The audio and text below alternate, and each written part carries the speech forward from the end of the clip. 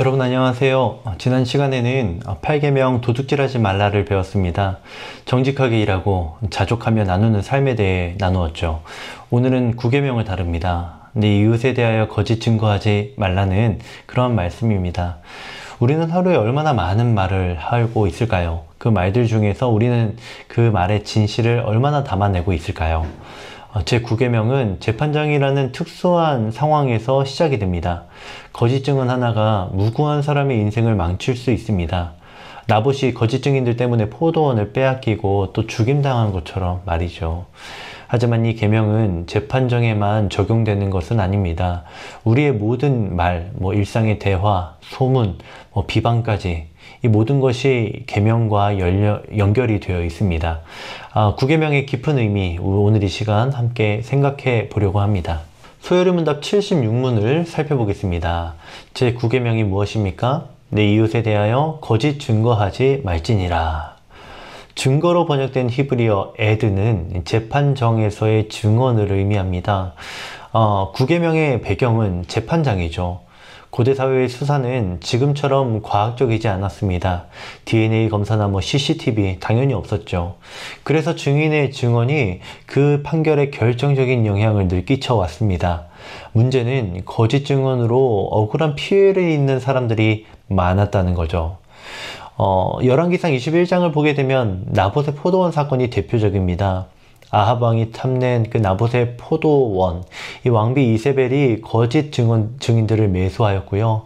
나봇이 하나님과 왕을 저주했다라고 하는 이런 거짓 증언을 퍼뜨려서 결국 그를 죽이게 만들고 포도원은 강탈당하게 됩니다.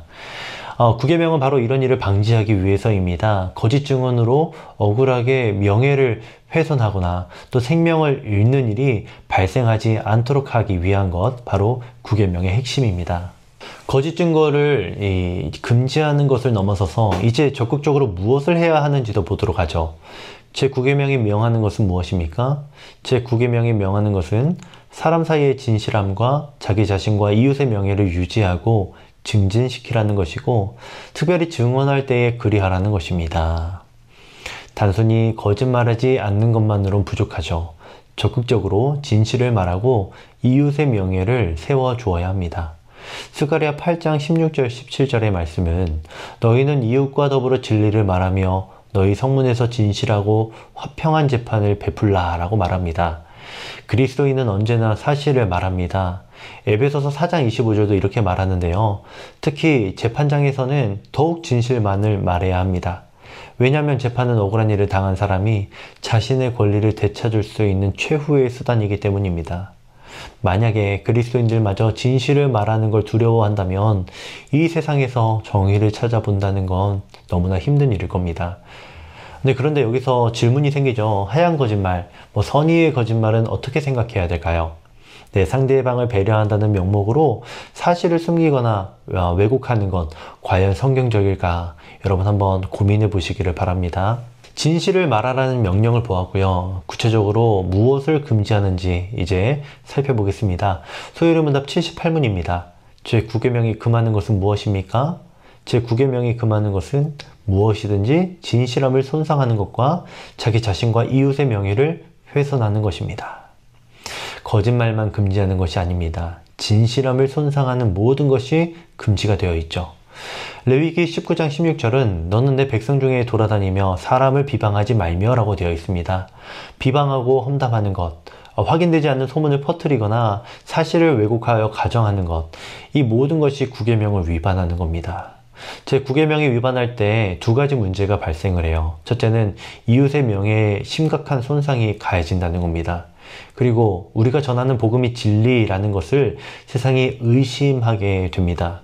그러므로 우리는 진실한 진리의 사람이 되어야 합니다. 이를 위해 세 가지 원칙을 여러분에게 잠시 소개하죠. 첫째로 가급적이면 다른 사람에 대해 말하는 것을 삼가하시기를 바랍니다.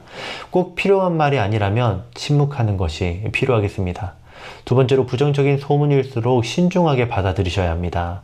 사실이 확인되지 않은 상태에서 그대로 믿어서는 안 됩니다. 그리고 세 번째, 사실을 왜곡하거나 과장해서 전달하지 마십시오.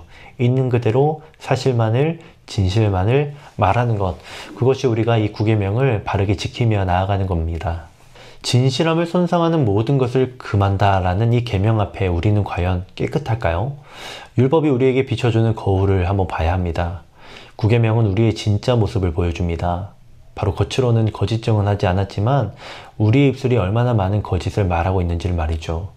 작은 과장, 또 은근한 왜곡, 자신을 포장하려는 거짓말들, 괜찮아, 별거 아니야 라고 말하면서도 속으로는 계속 원망하며 분노하며 우리의 모습이 있지 않습니까? 남을 비방하고 험담한 적도 우리에게 참 있지 않습니까? 확인되지 않는 소문을 듣고 그대로 믿고 퍼뜨리는 것도 저희에게 참 많았습니다. SNS에서도 저희가 무분별하게 댓글을 달고 확인되지 않는 정보를 공유하며 남의 허물을 공개적으로 드러내지 않았습니까? 또 자신의 명예를 지키려고 사실을 숨기거나 왜곡한 적도 있습니다. 책임을 회피하려고 변명도 참 많이 했죠. 그러니까 9계명을 완전히 지킬 수 있는 사람은 아무도 없다는 겁니다. 우리의 혀는 불의의 세계고 또 온 몸을 더럽힌다 라고 하는 야고보서 말씀이 떠오릅니다. 그렇다면 우리에게 소망이 없을까요? 아니죠. 율법은 우리를 진리 그 자체이신 분을 향해서 인도하고 있습니다. 우리가 완전히 지킬 수 없는 이 계명을 완성하신 분이 계십니다.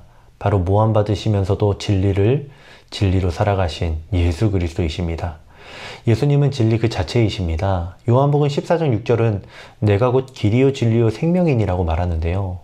말씀이 되어 오신 진리, 아버지의 뜻을 온전히 증거하신 신실한 증인이 바로 우리 예수님이십니다. 그런데 진리이신 그분이 거짓 증언을 당하셨죠. 대제사장, 빌라도, 수많은 거짓 증인들 앞에서 그분이 거짓으로 고발당하게 됩니다. 성전을 헐겠다 했다. 또 세금을 내지 말라 했다. 온갖 거짓말과 모함이 난무했죠. 그래도 우리 예수님은 침묵하셨습니다. 변명하지 않으셨고 자신을 변호하지 않으셨습니다. 진리를 스스로 증명하기 때문입니다. 십자가는 모든 것이 거짓이 절정에 달했던 순간입니다. 내가 하나님의 아들이거든 십자가에서 내려와 봐라 라고 하는 그 조롱과 모함 속에서도 그리스도는 진리로서 현존하셨죠. 그렇게 우리 예수님께서 9계명을 완성하셨습니다. 그리고 하나님께서 부활로 입증하셨습니다. 그리스도의 모든 말씀이 진실이었다는 것을, 그분이 정말 하나님의 아들이심을 증명했습니다. 그리스도께서 제9계명을 완벽하게 지키신 그 의가 믿음으로 우리에게 전가됩니다. 모함당하신 진리, 거짓 속에서도 진실로 현존하셨던 그분 안에서 우리는 진리의 사람으로 인정받으며 변화할 수 있습니다. 모함받으시면서도 진리로 현존하신 그리스도의 은혜를 받은 우린 이제 어떻게 살아야 할까요? 감사의 응답으로 9계명을 실천하여 봅시다. 진리이신 그리스도에 감사하여 우리도 기쁨으로 진실한 사람이 됩시다. 우리는 이제 진리이신 그리스도의 증인입니다. 일상 대화에서 진실만을 말하고 과장하지 말고 왜곡하지 말아 봅시다. 괜찮아라고 거짓말하기보다는 정직하게 자신의 감정을 공유해 보는 것도, 나누는 것도 중요합니다. SNS에서는 확인되지 않은 정보를 공유하지 마십시오. 부정적인 댓글을 달기 전에 3번 생각해 봅시다. 클릭 한 번이 누군가의 명예를 훼손할 수 있기 때문입니다. 교회에서도 험담과 비방을 우리가 멈추길 바랍니다. 이웃의 명예를 지켜주고 세워주기 위해 부정적인 소문을 듣더라도 신중하게 받아들이는 성도의 자세가 교회 안에 가득하기를 바랍니다. 그리고 직장에서도 정직한 보고를 합시다. 책임을 회피하려고 변명하지 않고 필요할 때 용기 있게 진실을 말할 수 있는 거룩한 성도의 모습이 여러분 직장에서도 드러나면 좋겠습니다. 그리고 복음 증거에 있어서도 말로만이 아니라 삶으로 보여주는 삶과 일치된 그 진리를 증명해야 할 것입니다. 우리의 진실함이 바로 복음의 진리를 드러내기 때문이죠. 네, 여러분, 제9계명은요 단순히 거짓말하지 말라는 게 아닙니다. 진리의 사람이 되어 이웃의 명예를 세우고 또 복음의 진리를 증거하라는 명령입니다. 우리는 이걸 완전히 지킬 수 없지만 모함 받으시면서도 진리를 지키신 그리스도 안에서 진실한 증인의 삶을 살아갈 수 있을 겁니다. 네, 여러분, 다음 시간에는 제10계명 탐내지 말라를 배우겠습니다. 진리이신 그리스도를 증거하는 진실한 삶을 살아가기를 바랍니다. 감사합니다.